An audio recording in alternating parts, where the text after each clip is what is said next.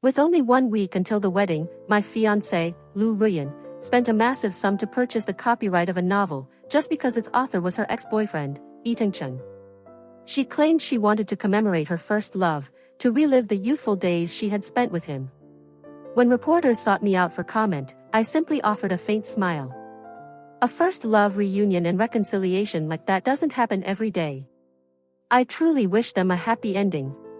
That evening, when the interview aired, Lu Ruyan, who had been distant from me for the past 6 months, did something completely unexpected. She initiated contact, furiously ordering me to stop talking nonsense and threatening to call off the wedding if I didn't issue a correction to the press. But what she didn't know was that I no longer felt any enthusiasm for this marriage either. When Ruyan paid for Yi Ting-cheng's novel rights and hired a top PR team to promote him, I happened to read the book, The Moment Among the Stars. I finished it and had only one thought: it was nothing special. It was merely a high school first love story, the kind of youthful motif I had seen countless times. Many other books were written more profoundly and movingly.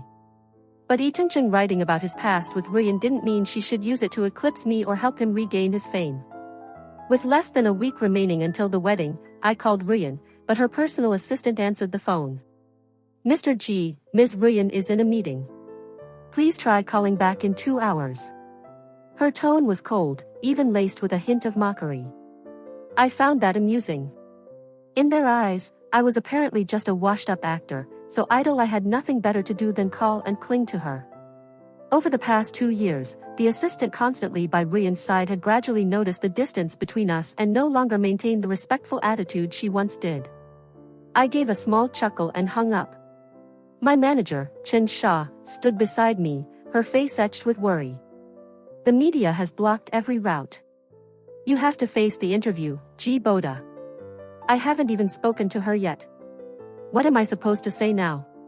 Chen Xia fell silent. I, however, stood up, calm, "Then say what needs to be said." She froze, instantly grasping my meaning. "Wait, are you actually serious? Why not use this as a chance for some PR?" As an actor past his peak, I had only called Ruyan to ask how to handle the media crisis. But when she sent someone else to answer, I understood there was nothing left between us to save face. I pushed the door open and stepped out. Immediately, the throng of reporters surged forward, microphones aimed directly at my face. The camera flashes popped incessantly. "Mr. G, Yi Ting-cheng and Lu Ruyan were just seen flying to Greece this morning. Do you have any comments? Your wedding with Ms. Lu is next week. Won't a trip with someone else completely complicate things?" So Ruyan wasn't in a meeting, as the assistant claimed. She was traveling abroad with Yi Ting-cheng. "Mr. G, there are rumors that The Moment Among the Stars is actually the story of Yi Ting-cheng and Lu Ruyan. Is that true?" The flashes flared non-stop, capturing every minor expression on my face. I smiled professionally, my voice clear for everyone to hear. "That's right. Everything everyone is speculating is true. I believe reuniting with a first love is a rare occurrence. I wish them happiness." That interview immediately became the epicenter of the entertainment world. The three names, Lu Ruyan, Yi Ting-cheng, and G. Boda, climbed to the top of real-time search trends. Social media was explosive. Everyone rushed to analyze every small detail among the three of us. Yi Ting-cheng's fans violently attacked me, claiming I was a washed-up actor trying to cling to his fame and slander their idol. But my fans fiercely counterattacked as well, calling Yi Ting-cheng a homewrecker and Lu Ruyan a betrayer. Most people simply viewed the matter as a scandalous drama to gossip about. Some mocked me for being cheated on, others called me a freeloader who lived off Lu Ruyan's money, and claimed being abandoned now served me right. But overall, the majority of comments sided with me. Even with all the mockery, no one stood up to defend Yi Ting-cheng after he stole another man's fiancée. After all, Ruyan and I had been together longer than Yi Ting-cheng had been famous. His fans couldn't possibly fight against the general public opinion. The more he was discussed, the more he was cursed, forcing his fans to fall silent. A few entertainment sites even revealed that Yi Ting-cheng lived in the same complex as us, which further disgusted the public. Netizens began changing his nickname, from ex-boyfriend to the lover next door. I was genuinely stunned to learn that Yi Ting-cheng lived so close. That explained so much. Sometimes I'd wake up late and find Lu Ruyan wasn't in bed. When I called to ask, she'd only say she couldn't sleep and went for a relaxed walk in the garden. Now, looking back, her walk was actually a straight line to Yi Tingqing's house. Upon realizing that, I was silent for a moment, checking what feelings I had left. It was funny, it turned out I no longer cared what she was doing. Ruyan's assistant called and texted relentlessly, but I didn't even bother to read them, I simply blocked the number. How ridiculous. Why didn't she act sooner? I gave her a chance, but she failed to appreciate it. That night, Lu Ruyan, still abroad, must have realized the chaos unfolding back home, so she finally called me. That was the first time she had initiated contact in 6 months. Thinking back, the irony was striking, with less than a week until the wedding. After 10 years together, she abandoned me to go to Santorini with her first love, leaving me to face this awkward situation alone. I answered the call, curious to hear how Ruyan would explain herself. But instead, she started shouting, "Are you insane? What did you tell the media? I spent so much effort building Yi Tingqing's image, and you've ruined everything." She continued, her voice hostile and commanding, "Ji Boda, you had better release a statement immediately, saying that Yi Tingqing is your close friend, and that I brought him to Santorini to help plan the wedding." I burst out laughing, unable to contain how truly funny it was. Ruyan's voice was filled with frantic impatience. "Whether it's true or not doesn't matter. Just do as I say and handle the media fallout properly." I froze. It turned out the story about Yi Tingqing helping with the wedding was just her flimsy excuse to bring him along. I couldn't possibly do what she asked. I flatly refused. Ruyan didn't expect that reaction from me. She was silent for half a minute, then exploded in fury. "What did you say? You can't. You're the one who completely messed everything up. Now you have to clean it up. Remember the venue for our wedding." Her voice gradually softened, while I remained perfectly calm. "The invitations have been sent, everyone knows the venue. You hired a local event organizer, and the venue is the Min Hai Hotel, not somewhere abroad. Do you really think the media doesn't know that? Paris." I recalled that when we were still in love, she insisted we must hold the wedding in Paris, wanting everyone to witness our love in the most romantic place in the world. But when we started discussing plans, she grew cold, always citing work, claiming the company had a major project and she didn't have time for a wedding abroad. In the end, she only wanted a simple ceremony at a luxury hotel locally, just to get it over with.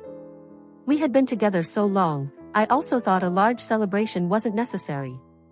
Yet now, she had brought another man to the exact place we once dreamed of getting married.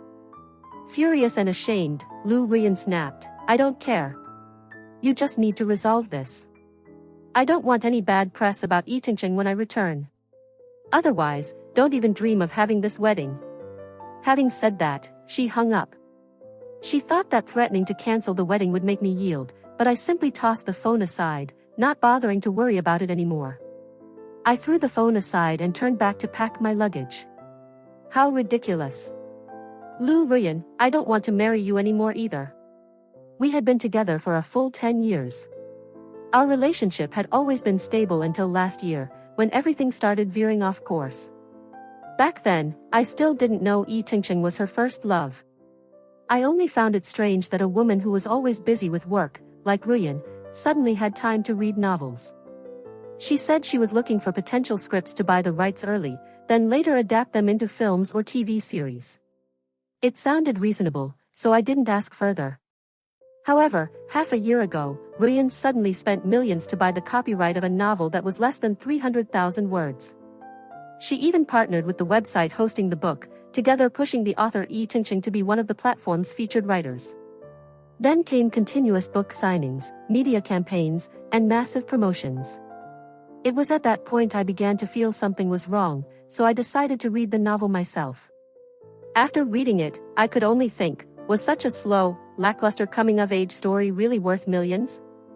I couldn't believe it, so I had someone secretly investigate the author. And that was when I learned that before Ruyan and I met, Yi Tingqing was her first love. I also discovered that Ruyan herself had encouraged him to start writing novels, and she once promised that no matter what he wrote, "I will help you promote it, I will make you famous." Therefore, even though Yi Tingcheng's writing was nothing special, as long as it recounted their youthful love story, Ruyan was willing to pay to buy it. But why? I was her fiancé, her companion for the past 10 years, yet just for a relationship that lasted less than 2 years, she would throw money and effort into promoting her ex. What was I during those 10 years? How much was my decade of youth worth in her eyes? I had been in the entertainment industry long enough, having tasted both glory and failure, but I had never once asked Ruyan for help. Yet the woman I loved the most was pouring all her effort into helping another man shine.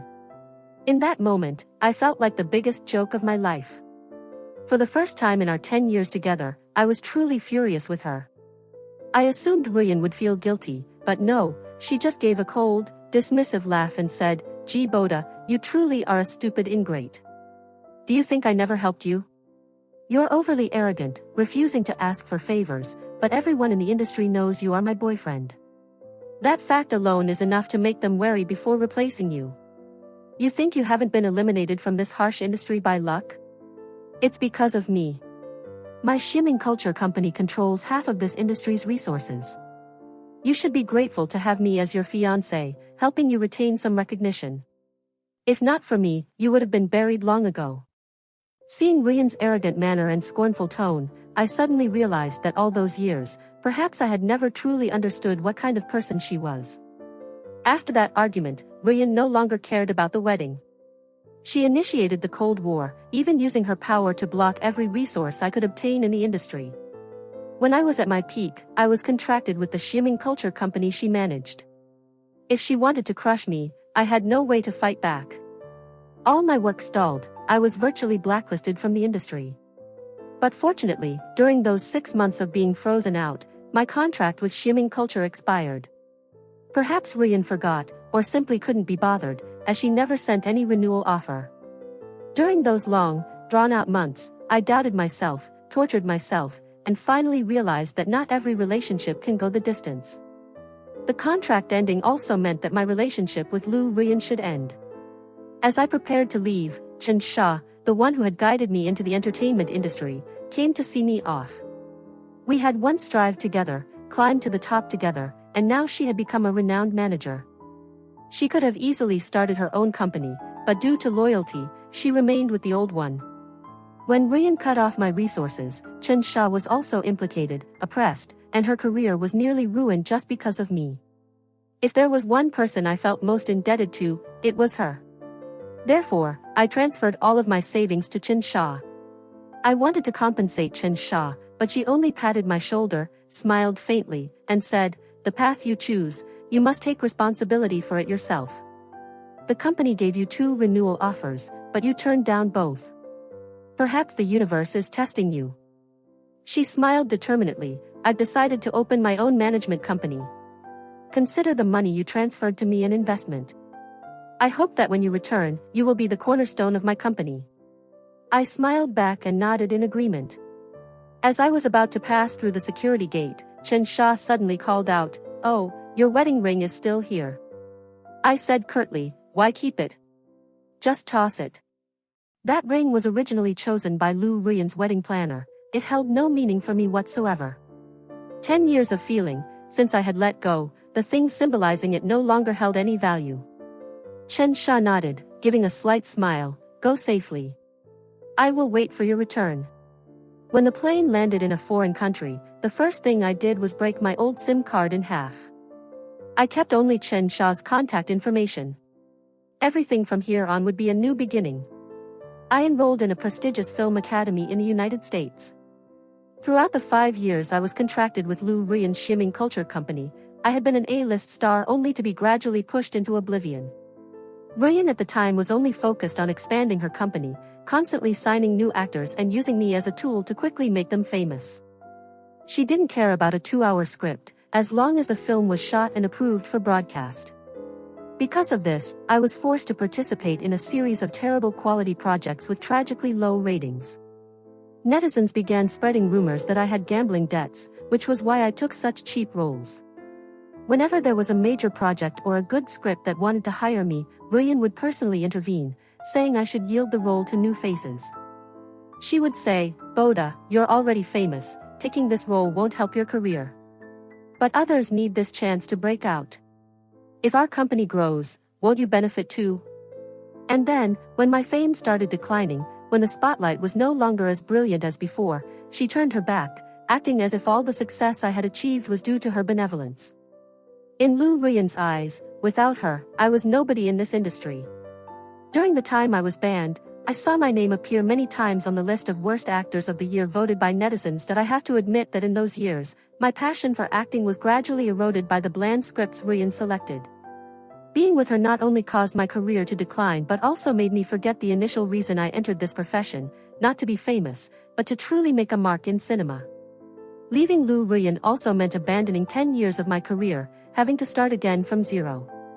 During my days at the academy, I met an underclassman named Zhang Jana, an overseas Chinese student studying directing. Her father was Zhang Sen, a legendary director who had won countless awards both domestically and internationally.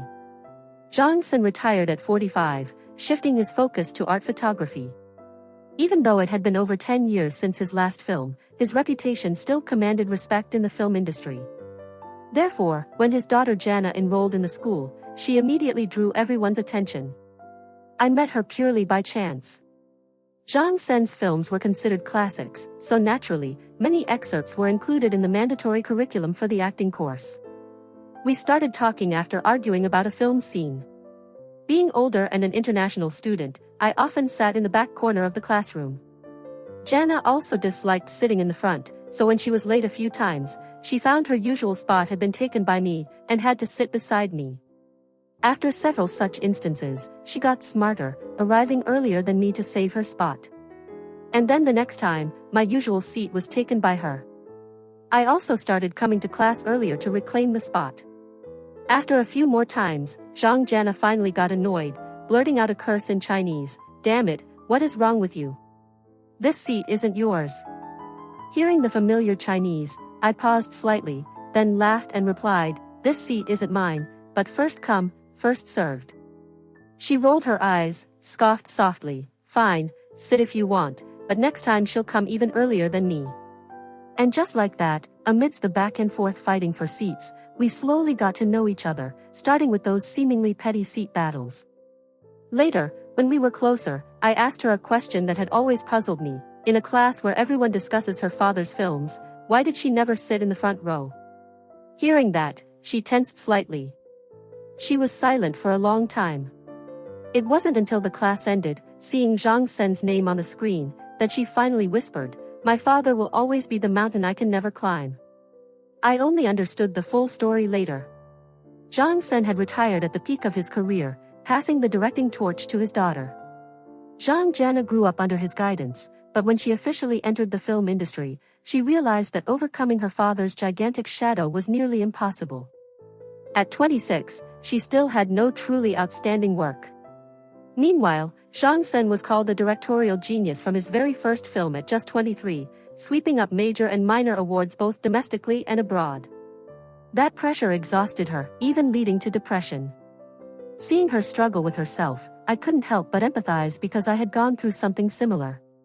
I graduated from a prestigious film academy, debuted with major projects. By my third year, I had worked with a top director, reached the peak of my career, received my first award, and countless invitations for films and endorsements.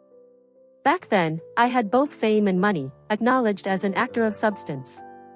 But ever since I dissolved my personal studio and signed a contract with Lu Ruyan's Shiming Culture Company, all passion within me was gradually eroded. I was like a candle slowly burning out, the light weak and then extinguished. The higher one stands, the more painful and difficult the fall is to accept. Ruyan had no idea that I had to take antidepressants during that entire period. During the 6 months she blacklisted me and treated me coldly, I once self-harmed, even attempting to end my life. But in the end, I managed to pull myself out of that darkness. I decided to give up everything, leave the place that had imprisoned me, and start anew somewhere else.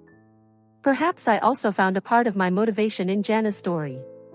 She decided to take a 1-year leave of absence from school, and during that time, I didn't let myself remain idle either. I tried many different jobs, cashier at a fast food joint, bartender in a bar, washing dishes in a restaurant, and even working as a mover on a construction site. Since graduating from university, I had stepped straight into the entertainment industry, a world far removed from real life. I had never truly understood what the lives of ordinary people were like. Looking back, perhaps that was the first year I truly saw the harshness of life and first experienced the feeling of struggling for survival as a normal person. That time gave me a new perspective on acting. I began to understand emotion, pain, and life more deeply. 1 year later, when Jana returned to school, she brought with her a completely new energy. She planned to shoot a short film and invited me to play the main role. I agreed immediately, without hesitation. Jana submitted the work to several short film festivals, and the result exceeded expectations. The film won widespread praise, helped her gain true recognition in the filmmaking world, and partially overcome the severe pressure she faced before. That success not only helped her regain confidence but also ignited a creative inspiration more intense than ever before. Not long after, Jana started preparing for her debut feature film, a dramatic work with surrealist undertones, which she wrote herself. And once again, she offered me the lead male role. In this film, I played a transgender person suffering from schizophrenia, an immense challenge for me personally. The filming process was long, spanning 3 years with interruptions. Both Jana and I were under heavy pressure, but in the end, the film was worth all the effort and time we invested. When it premiered, the work received widespread praise not only from audiences but also from critics. Thanks to this film, Jana truly became famous. At the age of 30, she achieved what her father, Zhang Sen, once did. Her debut feature film won a string of major awards. The media hailed her as a late-blooming genius. Along with that, my name also reappeared, linked to her work, marking my return to the public eye. That year, I had just turned 35. Jana's film was later invited to participate in a domestic film festival. As the lead actor, I also received an invitation. After 5 years away from my homeland, I finally decided to return. Unlike the day I silently left in obscurity, this time when Jana and I stepped off the plane, we were warmly welcomed. The terminal gate was packed with fans and reporters. They continuously fired questions until one reporter unexpectedly asked, "Mr. G, 5 years ago you left the country and your wedding was called off. Now you return with a new film. Do you plan to reunite with Ms. Lu Ruyan, representative of Xiaoming Culture Company?" Hearing Lu Ruyan's name, I paused slightly. After all, 5 years had passed. Apart from Chen Xia, I had completely cut off contact with everyone from my past. I remember when I first arrived in the US, Chen Xia mentioned that Ruyan was looking for me, but I told her never to mention that name again. Since then, I had no news about her whatsoever. Yet now, reflexively, I blurted out in return, "She still hasn't married Yitingcheng?"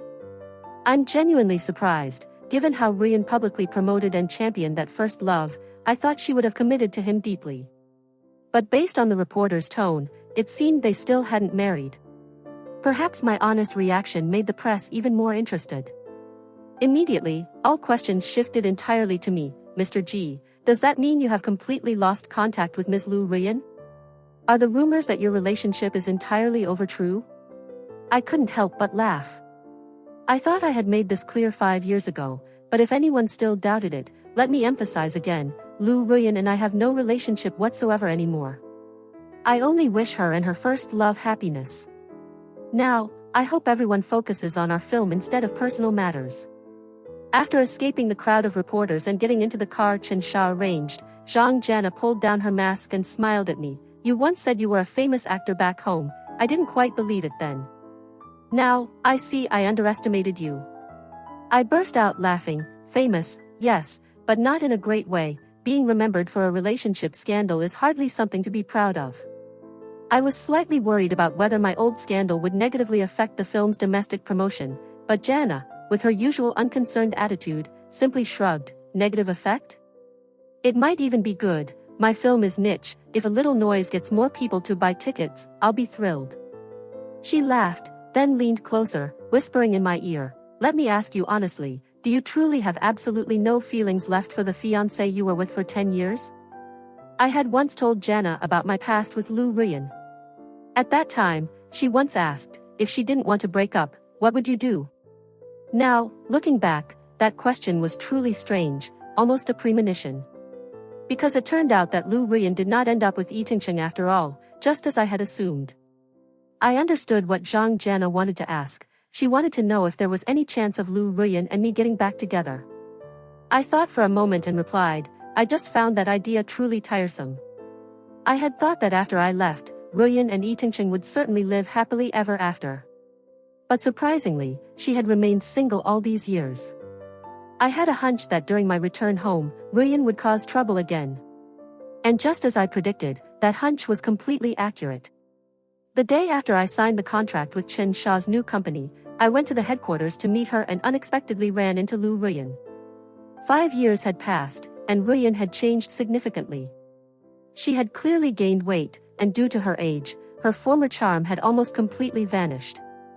Her appearance gave the impression that she was over 40, though she was not yet there in reality. The moment we faced each other, we were both stunned. Ruyan was the first to react. She called my name, her voice full of agitation. Immediately after, for reasons I couldn't understand, her expression suddenly changed, and she quickly turned and left. She decided to take a 1-year leave of absence from school, and during that time, I didn't let myself remain idle either. I tried many different jobs: cashier at a fast food joint, bartender in a bar, washing dishes in a restaurant, and even working as a mover on a construction site. Since graduating from university, I had stepped straight into the entertainment industry, a world far removed from real life. I had never truly understood what the lives of ordinary people were like. Looking back, perhaps that was the first year I truly saw the harshness of life and first experienced the feeling of struggling for survival as a normal person. That time gave me a new perspective on acting. I began to understand emotion, pain, and life more deeply. 1 year later, when Jana returned to school, she brought with her a completely new energy. She planned to shoot a short film and invited me to play the main role. I agreed immediately, without hesitation. Jana submitted the work to several short film festivals, and the result exceeded expectations. The film won widespread praise, helped her gain true recognition in the filmmaking world, and partially overcome the severe pressure she faced before. That success not only helped her regain confidence but also ignited a creative inspiration more intense than ever before. Not long after, Jana started preparing for her debut feature film, a dramatic work with surrealist undertones, which she wrote herself. And once again, she offered me the lead male role. In this film, I played a transgender person suffering from schizophrenia, an immense challenge for me personally. The filming process was long, spanning 3 years with interruptions. Both Zhang Jana and I were under heavy pressure, but in the end, the film was worth all the effort and time we invested. When it premiered, the work received widespread praise not only from audiences but also from critics. Thanks to this film, Zhang Jana truly became famous. At the age of 30, she achieved what her father, Zhang Sen, once did. Her debut feature film won a string of major awards. The media hailed her as a late-blooming genius. Along with that, my name also reappeared, linked to her work, marking my return to the public eye. That year, I had just turned 35. Jana's film was later invited to participate in a domestic film festival. As the lead actor, I also received an invitation. After 5 years away from my homeland, I finally decided to return. Unlike the day I silently left in obscurity, this time when Jana and I stepped off the plane, we were warmly welcomed. The terminal gate was packed with fans and reporters. They continuously fired questions until one reporter unexpectedly asked, "Mr. G, 5 years ago you left the country and your wedding was called off. Now you return with a new film. Do you plan to reunite with Ms. Lu Ruyan, representative of Xiaoming Culture Company?" Hearing Lu Ruyan's name, I paused slightly. After all, 5 years had passed. Apart from Chen Sha, I had completely cut off contact with everyone from my past. I remember when I first arrived in the US, Chen Sha mentioned that Ruyan was looking for me, but I told her never to mention that name again. Since then, I had no news about her whatsoever. Yet now, reflexively, I blurted out in return, "She still hasn't married Yi Tingcheng?" I'm genuinely surprised, given how Ruyan publicly promoted and championed that first love. I thought she would have committed to him deeply. But based on the reporter's tone, it seemed they still hadn't married. Perhaps my honest reaction made the press even more interested. Immediately, all questions shifted entirely to me. "Mr. G, Does that mean you have completely lost contact with Ms. Lu Ruyan? Are the rumors that your relationship is entirely over true? I couldn't help but laugh. I thought I had made this clear 5 years ago, but if anyone still doubted it, let me emphasize again, Lu Ruyan and I have no relationship whatsoever anymore. I only wish her and her first love happiness. Now, I hope everyone focuses on our film instead of personal matters. After escaping the crowd of reporters and getting into the car Chen Sha arranged, Zhang Jana pulled down her mask and smiled at me. You once said you were a famous actor back home. I didn't quite believe it then. Now, I see I underestimated you. I burst out laughing. Famous, yes, but not in a great way. Being remembered for a relationship scandal is hardly something to be proud of. I was slightly worried about whether my old scandal would negatively affect the film's domestic promotion, but Jana, with her usual unconcerned attitude, simply shrugged. Negative effect? It might even be good. My film is niche. If a little noise gets more people to buy tickets, I'll be thrilled. She laughed, then leaned closer, whispering in my ear, let me ask you honestly, do you truly have absolutely no feelings left for the fiancé you were with for 10 years? I had once told Jana about my past with Lu Ruyan. At that time, she once asked, if she didn't want to break up, what would you do? Now, looking back, that question was truly strange, almost a premonition. Because it turned out that Lu Ruyan did not end up with Yi Tingcheng after all, just as I had assumed. I understood what Zhang Jana wanted to ask. She wanted to know if there was any chance of Lu Ruyan and me getting back together. I thought for a moment and replied, I just found that idea truly tiresome. I had thought that after I left, Ruyan and Yi Tingcheng would certainly live happily ever after. But surprisingly, she had remained single all these years. I had a hunch that during my return home, Ruyan would cause trouble again. And just as I predicted, that hunch was completely accurate. The day after I signed the contract with Chen Sha's new company, I went to the headquarters to meet her and unexpectedly ran into Lu Ruyan. 5 years had passed, and Ruyan had changed significantly. She had clearly gained weight, and due to her age, her former charm had almost completely vanished. Her appearance gave the impression that she was over 40, though she was not yet there in reality. The moment we faced each other, we were both stunned. Ruyan was the first to react. She called my name, her voice full of agitation. Immediately after, for reasons I couldn't understand, her expression suddenly changed, and she quickly turned and left. I stood there in surprise, not understanding what was happening. When I walked into Chen Sha's office, I could still clearly see the annoyance lingering on her face. I guessed it must be related to Ruyan, so I asked. As soon as I mentioned her name, Chen Sha exploded in anger, swearing aloud. I had never seen anyone so shameless in my life. From Chen Sha's account, I gradually pieced together the entire picture of Lu Ruyan's life over the past 5 years. After I left, she looked for me for 2 days. But when she heard from Chen Sha that I had gone abroad, she flew into a rage and sent back a message. If Ji Boda insists on pulling the stunt, I will replace him with Yi Tingcheng at the upcoming wedding, and he will regret it for the rest of his life. At that time, I had told Chen Sha never to tell me anything related to Ruyan again, so she didn't pass on the message. I asked again, so what happened in the end? Did she really replace me with Yi Tingcheng? Chen Sha laughed dryly. Could she? Let her try if she thinks she's so capable. In the end, that wedding never took place. When reporters asked, she fabricated a story saying the two of them had planned to hold the wedding in Paris, and the trip with Yi Tingcheng was just to scout locations. She tried to gloss over it like that, but who could believe those flimsy excuses? After that incident, Ruyan's Ximing Culture Company faced a fierce public backlash. All her efforts to promote Yi Tingcheng also collapsed, just because of the words I had spoken in that interview years ago. The public treated the whole story as a joke. The novel Moments Among Asterisks, which was originally aimed only at a teenage readership, suddenly became the focus of public scrutiny. Aside from Yi Tingcheng's loyal fans, most readers shared the same opinion as me. It was a trivial, bland story with nothing special about it. They couldn't understand why it had been hyped up to such an extent. On several literary platforms, the book was even voted the most overhyped youth fiction of the year. It's true what they say, those who wish to wear the crown must bear its weight. Lu Ruyan had built too grand a platform for Yi Tingcheng, but his talent was insufficient to meet public expectations. Critics constantly offered harsh critiques.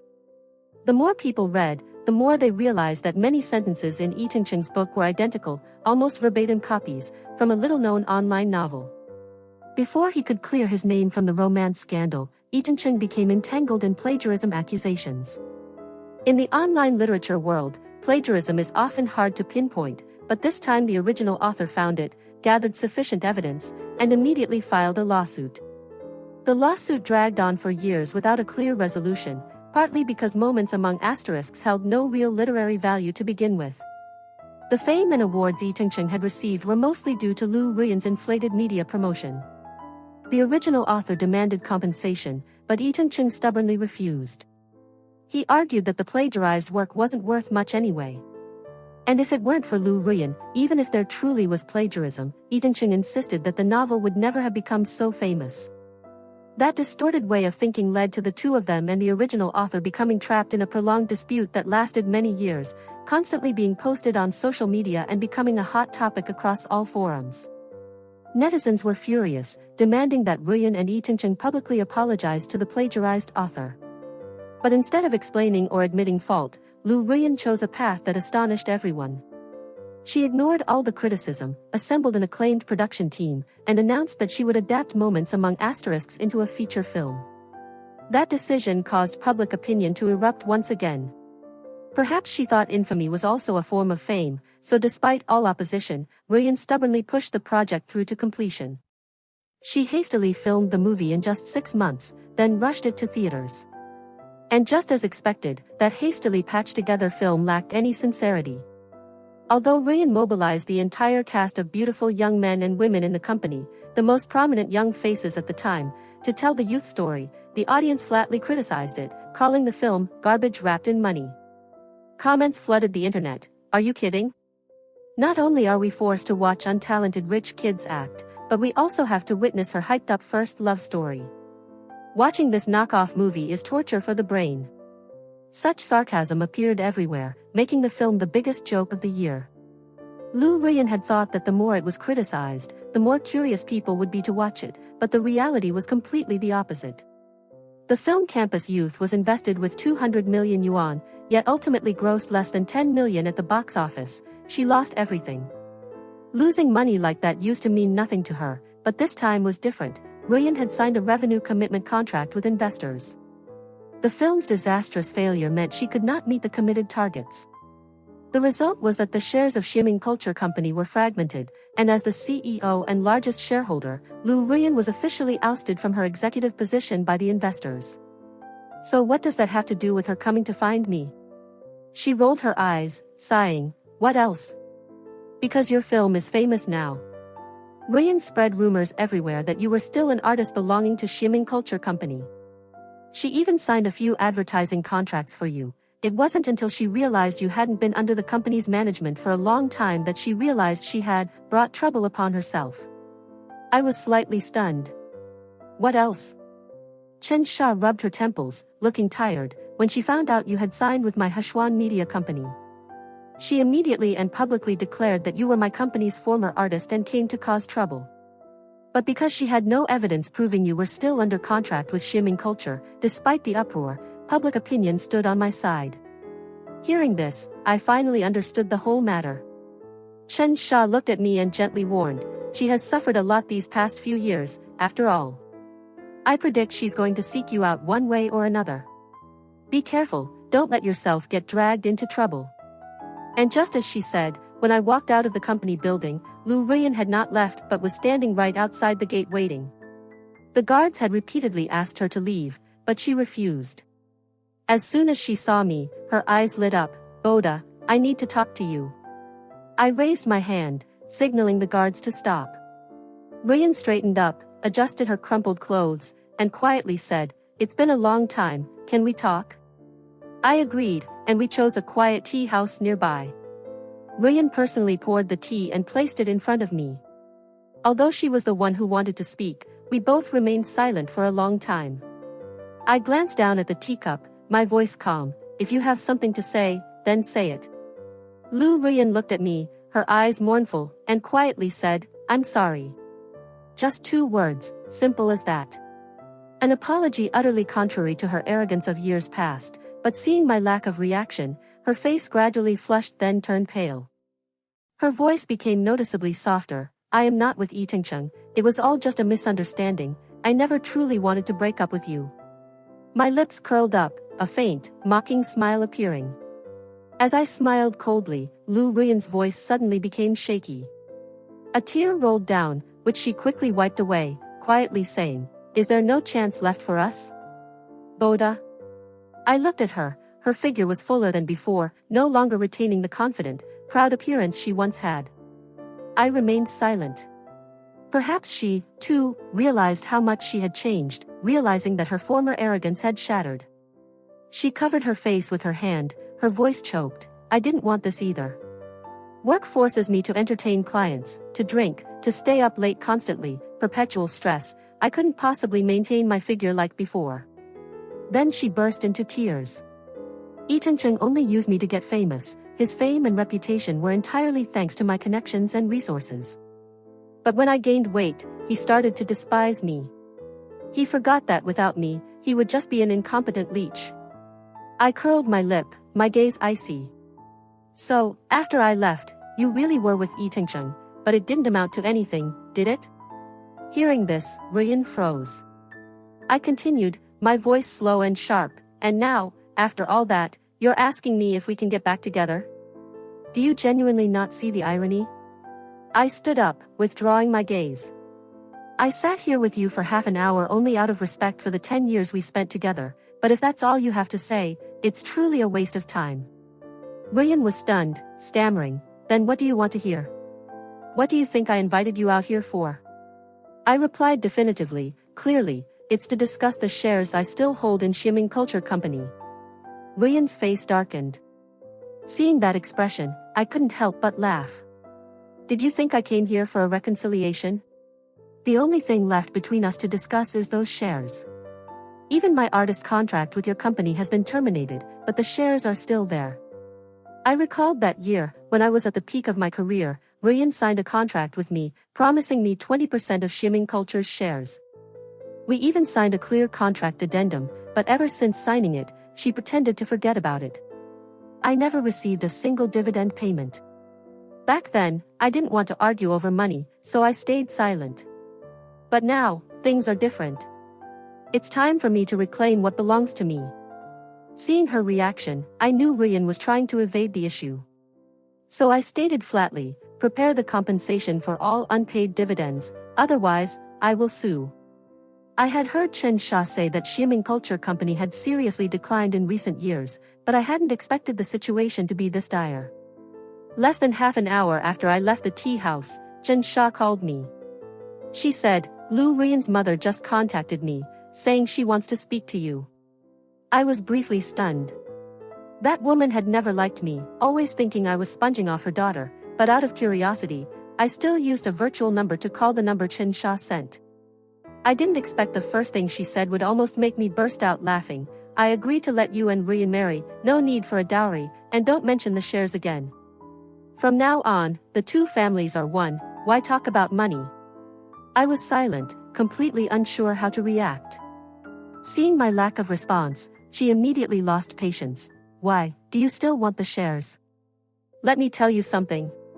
So many people wanted to marry my daughter that year, yet she wasted her youth waiting for you. You should thank God she's not making you compensate her for her youth. You're famous now, but are you sure you want the reputation of being a heartless person who abandoned someone who stood by you? I merely laughed coldly. It turned out that after all these years, Ruyan's mother was no different than before, arrogant, practical, and contemptuous of others. I said nothing more, just hung up immediately. Immediately after, I asked Chen Sha to help me file a lawsuit against Lu Ruyan, demanding payment of all contracted dividends, totaling over 50 million yuan. The lawsuit resurrected the entire old story between Ruyan and me. She flew into a furious rage, releasing an edited audio clip from our conversation in the tea house, twisting the facts and accusing me of being a heartless betrayer who ruthlessly abandoned her. Lu Ruyan released the audio clip, pretending to be a pitiful woman who had waited for her lover for 5 years only to be cruelly abandoned. But the internet never forgets.